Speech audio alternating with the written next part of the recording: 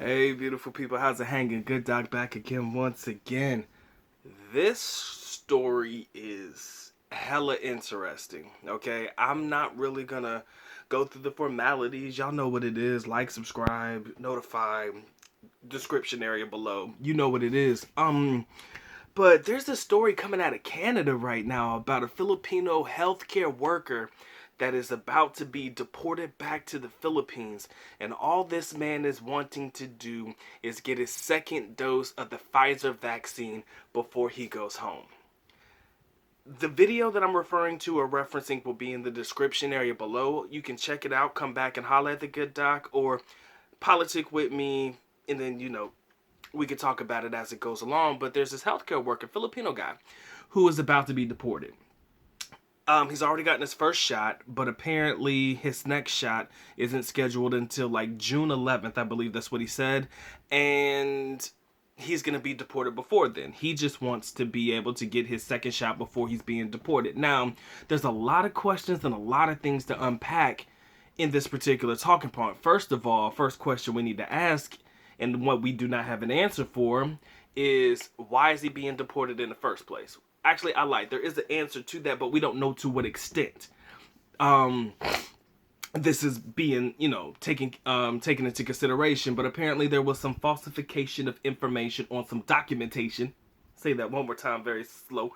Falsification of information on his documentation to be able to come to Canada, allegedly. And he openly admits to the fault of it, and he knows that he has to be deported as a result of it. But, he just wants to get his second shot before they send him back home. But the underlying question, right? And maybe this is just me, and I was reading some of the comments on the video, and I think you guys should check those out as well. But another question that was raised is during a whatever you want to call what we're going through right now, during the current situation and current landscape, why in the world are they deporting healthcare workers when healthcare workers are needed? I understand the falsification of information on the documentation. And granted, that's unjustifiable. So granted, he has no choice but to probably go back home as a result of that. And likely he's not going to be able to come back to Canada. But riddle me this, Batman. When healthcare workers are needed, are we really in a position to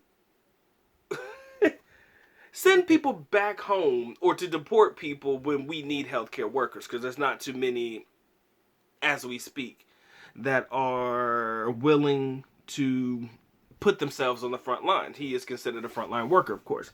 I assume he's a nurse. Again, that's an assumption. It wasn't necessarily detailed in his particular in the video that I watched, but he is considered to be a frontline healthcare worker. So that's the second question that I asked, guys. I mean, this is definitely something that I would love to further get into deeply, because it leads me back to some very, very interesting talking points of things that I notice and things that we also know as foreigners in reference to Filipinos that go abroad. Some of them do go abroad, and sometimes they falsify information in order to stay in country. Again, that's another topic for another day. But saying without saying, guys, let's keep it real. Sometimes people do say a lot of things to get into the country they want to get into, and sometimes people are in countries illegally. Okay, that's just the best way to put it. Maybe he had a visitor's visa and it kind of transitioned into a work visa. Maybe somebody's offering to get married, they don't end up getting married, but they never go back home. There's a lot of things of why some people would choose to stay or, extend their stay in the country and it not necessarily be the right way. But regardless of all that, focusing on the career field in the industry where they're apparently lacking and in need of specific people to work in these fields, how is it that you're going to deport somebody when you need nurses, or when you need healthcare workers and people to work the front lines and things of that nature? So that's pretty much where the debate is on, whether they should let this man stay in country long enough to get his second shot and then he goes home, or just go ahead and say Sorry, sir. Walang sakster. You send his ass back home. And there's also one thing that he said in this video, guys, that I want you to lock in on. And it's not a secret. It is not a secret. It is not a fucking secret. My girl's been talking about this. Not too many foreigners are talking about this, but my Filipino people have been talking about this to me as well. These shots are limited in the Philippines. So even if they did have the second dose of the Pfizer shot for this gentleman, it's limited. And guess who's getting it? Only the rich are getting these shots.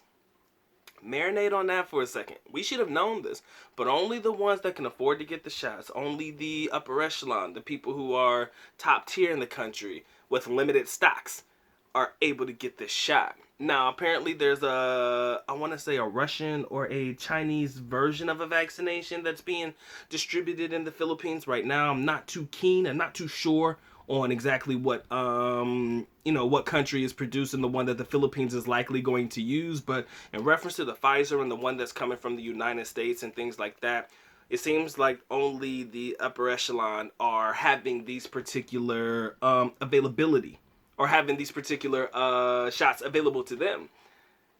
It's mind-baffling, it's mind-blowing, but it's not a secret, nor is it something that we should be appalled by, you know?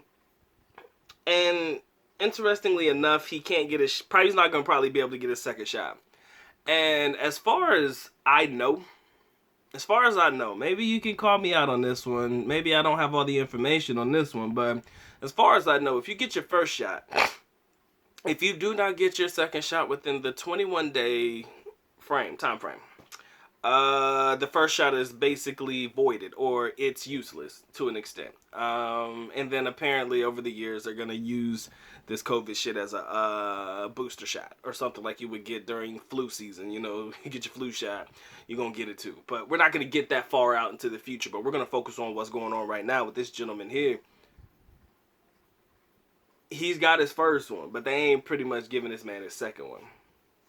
And I think that really is unfortunate. I mean, we can have the ethical debate on, okay, you lied on some documentation, so you gotta go, and this is the time frame you have to leave. We're not gonna keep you around what would likely be for another month or so at the recording of this video, and the time of his next shot probably be about a month at least.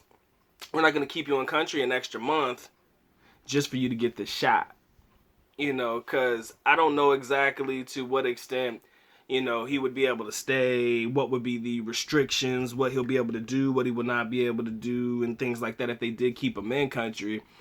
Will they keep him in a detention, not a detention center, but like where you keep people who are going to be deported. I don't know if he'll stay in a facility like that for a month or so. I don't know.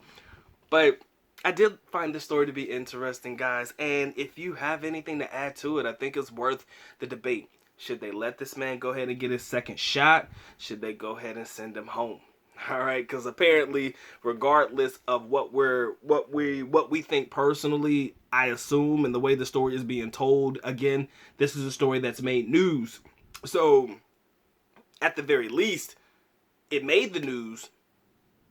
So maybe there might be a chance that this man might be able to avoid being sent home until after the shot. Maybe. We'd have to follow up on it. But it seems right now like my man going to end up having to go home. And, I mean, I think it's unfortunate because you know how hard it is to get shots, especially in the Philippines. I know that. For me, being in the field that I work in, you guys already know I've already got my two. Okay? It is what it is. You can, whether you want to or not want to get the shot, I understand your argument for each side, okay? I will never say, well, you got to go get it because of this, and I'll never say avoid it at all costs because of this. I'll never be polarizing on each side. I understand and respect everybody's viewpoint. I'm on the side of the individuals who's actually gotten it. And then for those that haven't, hey, it is what it is. I understand your reasonings why. But if you've already gotten your first shot, let's just say that if you've already gotten your first one, wouldn't you want to go ahead and follow up on your second one? But what if you couldn't?